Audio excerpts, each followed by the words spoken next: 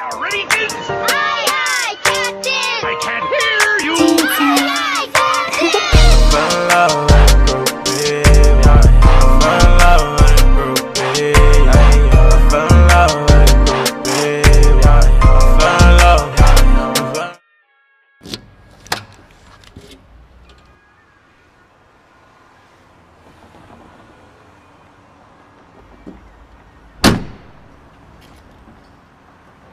Hey everybody, it's Bri Hall, and I teamed up with my friends at Special K to show you guys how I like to stay motivated. This time of year is so make or break for New Year's resolutions, so I want to show you guys how I like to stay motivated.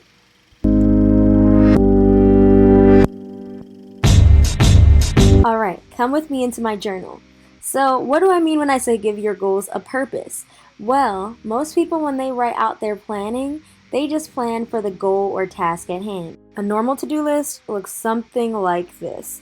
You'll open your planner and have all the dates laid out, and then you'll write down on that specific date all the tasks that you have to do that day. Maybe in bullet points, maybe in check boxes, whatever you like.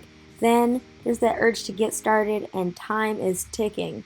What happens when that happens, for me at least, I start to feel anxiety set in and everything feels rushed. I have to get everything done. But now I like to think in terms of the bigger picture at hand. So instead of thinking my goal first, I think of the big picture. Why do I actually want this goal to be a reality? An example of this would be, let's say I would like to work out today. That's one of my goals on my to-do list. Instead of just writing that I'd like to work out, I like to highlight the actual reason behind why I feel it's important to work out. And an example of that would be something along the lines of having a healthy body for many years to come. And that makes me a little bit more excited to work out because now I'm getting back to the exact reason why working out is important to me. So having a healthy body is just one of the purposes of why I like to go to the gym, etc., and why it just makes me feel good when I leave. So this is a reminder of why we do all the things that are important to us. Now I'd like to give you guys a few more examples of how this can be applied to different goals that you may have. So for example 1, let's say I have a lot of work to do. I would say give the best quality work I can.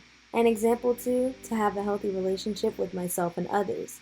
Underneath of these general desires, that's where you'll put your to-do list. So in order to give the best quality work I can, I must type this draft up. I must email my teacher for questions. Or in order to have a healthy relationship with myself and others, I'd like to listen to this audiobook on my way to work about self-help or anything you've been needing to do.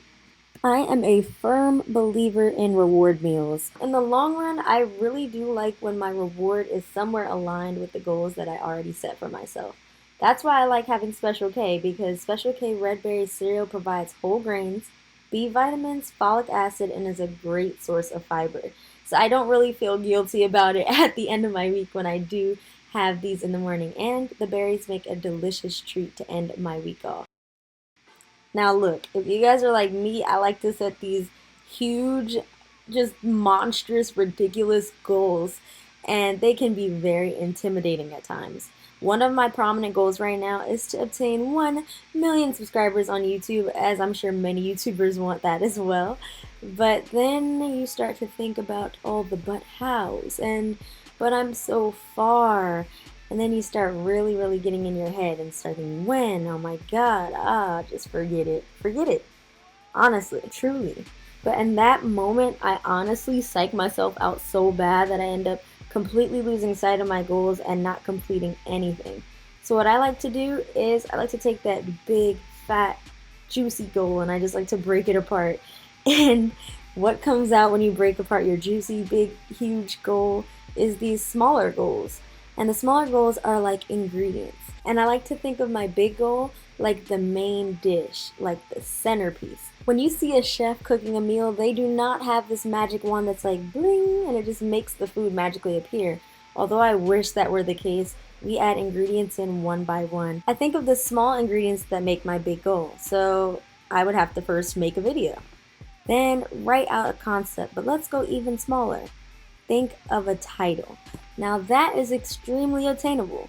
Now the title is How to Stay Motivated. This video. Boom. I already have a goal that has been achieved. Let's do another one, this time applying it to fitness. Change how I eat. So let's go even smaller and think, I want to include more fiber in my diet. So how am I going to do that? Let's go even smaller. Then I can have a bowl of my favorite Special K cereal in the morning that has fiber. Boom. Now let's relate this to what we learned in the beginning of the video. My purpose. I want to help and inspire a lot of people. Now, how would I go about doing that? I think a great way would be to set this big goal of 1 million subscribers on YouTube. And that, my friends, is the recipe for success. Next, energy is contagious. I am constantly thinking about my goals and what the next move is. So you can be the most mentally strong person, but if you're around people who are constantly sad or angry or just giving off toxic vibes or just frankly lazy, it's going to make it that much harder for you to stay strong on this path.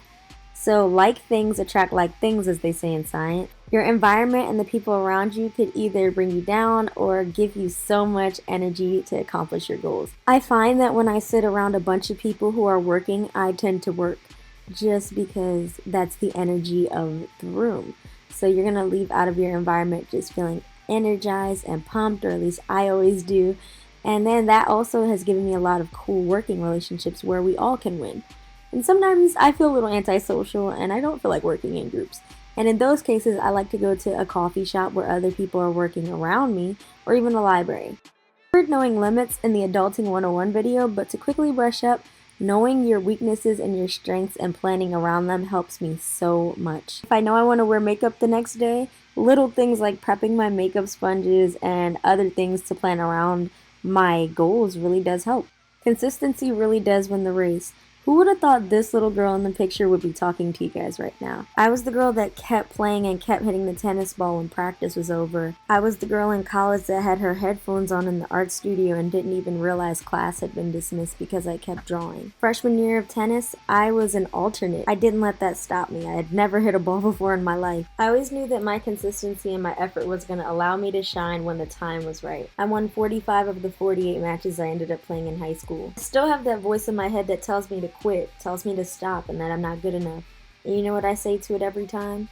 The same thing I say to anyone that's ever doubted me. We'll see how that works out for you.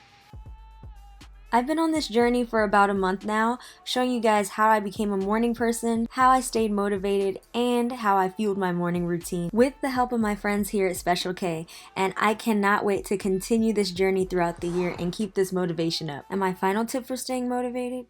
Take action.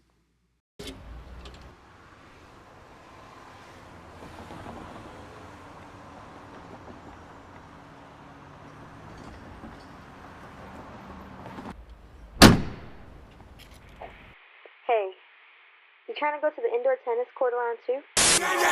Gang, gang, gang, gang.